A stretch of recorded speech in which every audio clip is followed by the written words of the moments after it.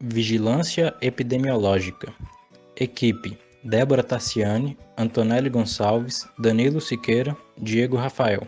Um paciente do sexo masculino, 27 anos, chega para atendimento com queixa de ferida na boca e que isso está dando febre e dor de garganta no mesmo.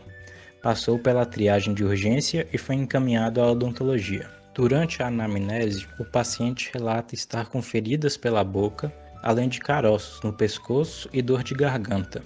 Ele relata também que já deu até febre, mas que tomou o remédio, ibuprofeno e dipirona, antes de vir para a consulta. Ao exame clínico foi observado linfadenopatia e a presença de lesões ulceradas irregulares coberta por uma placa de coloração esbranquiçada, localizada no lábio, língua e mucosa jugal, com aspecto de rastro de caracol. Como possível hipótese diagnóstica desse caso, tem-se a sífilis.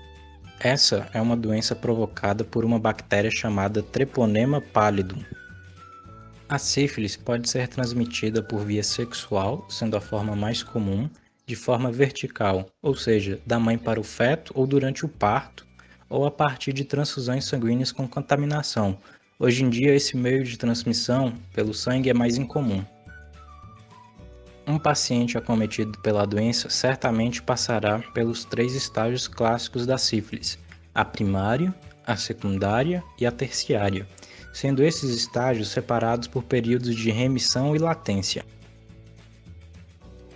A sífilis congênita se desenvolve quando a transmissão ocorre de maneira vertical, gerando um quadro característico. A sífilis primária ocorre entre 3 a 90 dias após a inoculação do Treponema pallidum no corpo. Essa representada pelo cancro duro, uma lesão ulcerada de bordas endurecidas, indolor, sem exudato, que frequentemente é solitária. A lesão indica o local onde houve a inoculação da sífilis. O envolvimento ganglionar pode ou não ser presente. Caso o paciente não receba tratamento, a lesão sofre remissão, normalmente em 3 a 8 semanas. Assim, a bactéria alcança a corrente sanguínea, onde se multiplica mais rapidamente, tornando a doença antes local em uma condição sistêmica. A sífilis secundária ocorre geralmente entre 4 a 10 semanas após a remissão do cancro duro, algumas vezes podendo ocorrer até mesmo antes da remissão. Normalmente, o indivíduo desenvolve uma raste cutânea, caracterizado pela presença de múltiplas lesões maculopapulares e indolores por toda a pele. Tais lesões também podem ocorrer na boca.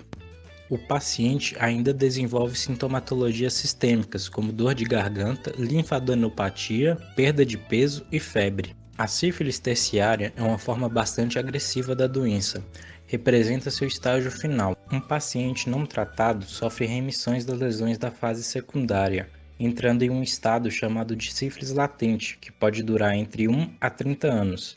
Após isso, 30% desses pacientes desenvolvem a sífilis terciária.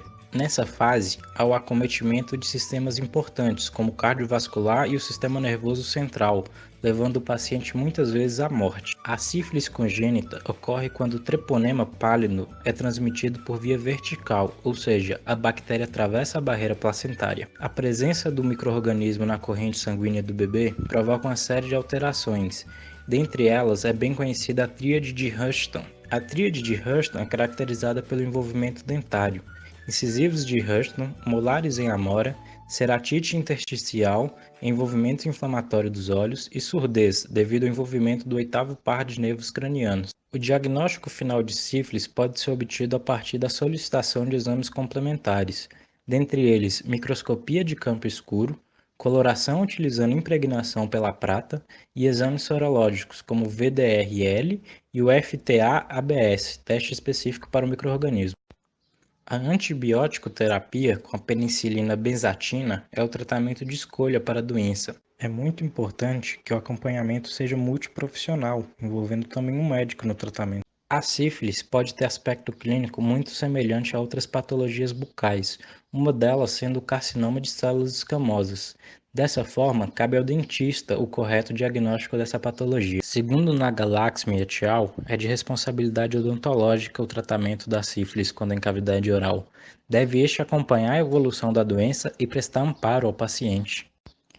Em caso de sífilis congênita, há necessidade de notificação compulsória, através do preenchimento do formulário. E essas foram as referências utilizadas nesse vídeo.